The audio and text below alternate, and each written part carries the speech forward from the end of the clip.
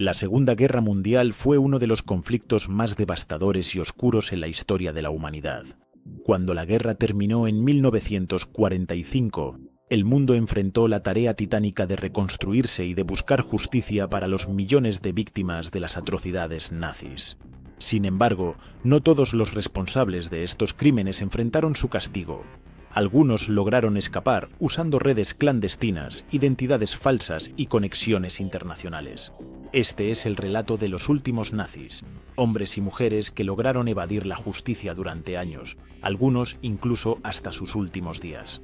Cuando las tropas aliadas avanzaban sobre Alemania, muchos altos mandos nazis sabían que el final estaba cerca. Algunos, como Adolf Hitler y Heinrich Himmler, optaron por el suicidio. Otros, como Hermann Göring, fueron capturados y llevados a juicio. Pero una cantidad significativa de nazis escapó, aprovechando el caos del final de la guerra y la desorganización de Europa.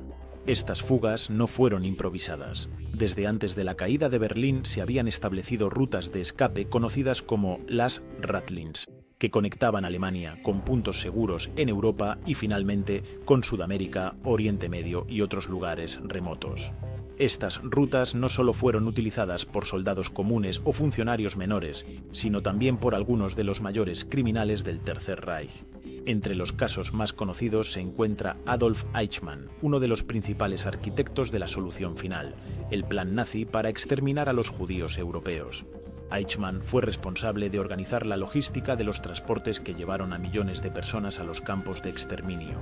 Tras la caída del Reich, Eichmann logró evitar la captura inicial y, a través de una red de apoyo nazi que operaba en Italia, escapó a Argentina. Bajo el nombre falso de Ricardo Clement, vivió durante años en los suburbios de Buenos Aires, llevando una vida aparentemente normal como obrero de fábrica.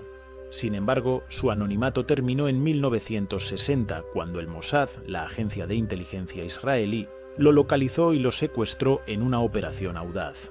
Eichmann fue llevado a Israel, donde enfrentó un juicio público que reveló al mundo las atrocidades del Holocausto. Su condena a muerte y posterior ejecución marcó un hito en la justicia internacional y envió un mensaje claro: ningún criminal de guerra está a salvo del brazo de la justicia.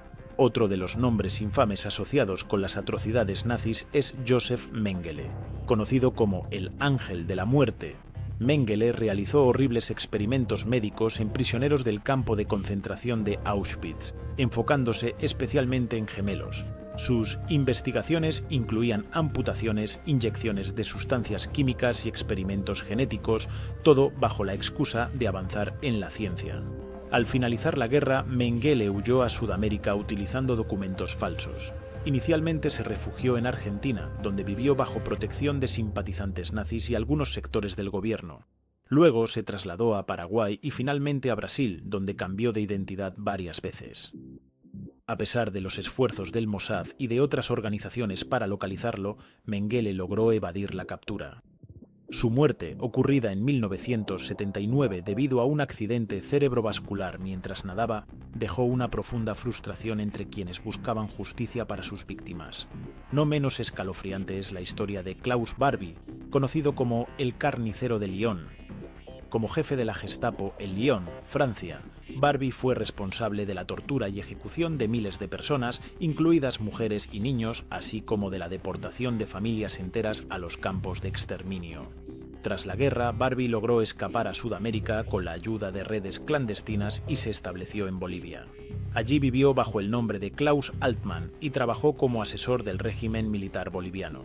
Fue capturado en los años 80 y extraditado a Francia, donde enfrentó un juicio histórico por crímenes contra la humanidad. Su condena simbolizó el triunfo tardío de la justicia sobre una de las figuras más brutales del Tercer Reich. Mientras muchos nazis se refugiaban en Sudamérica, otros encontraron asilo en Oriente Medio. Alois Brunner, asistente de Adolf Eichmann y responsable de la deportación de más de 100.000 judíos, se refugió en Siria. Allí sirvió como asesor del gobierno, enseñando técnicas de interrogatorio y tortura a las fuerzas de seguridad. Brunner vivió el resto de su vida en Damasco bajo la protección del régimen sirio, eludiendo todos los intentos de captura. Su caso refleja cómo algunos gobiernos aprovecharon el conocimiento de los criminales nazis para sus propios fines, ignorando los llamados internacionales de justicia. La caza de criminales nazis no hubiera sido posible sin los esfuerzos de individuos como Simon Wiesenthal, un sobreviviente del Holocausto que dedicó su vida a rastrear a los responsables de las atrocidades nazis.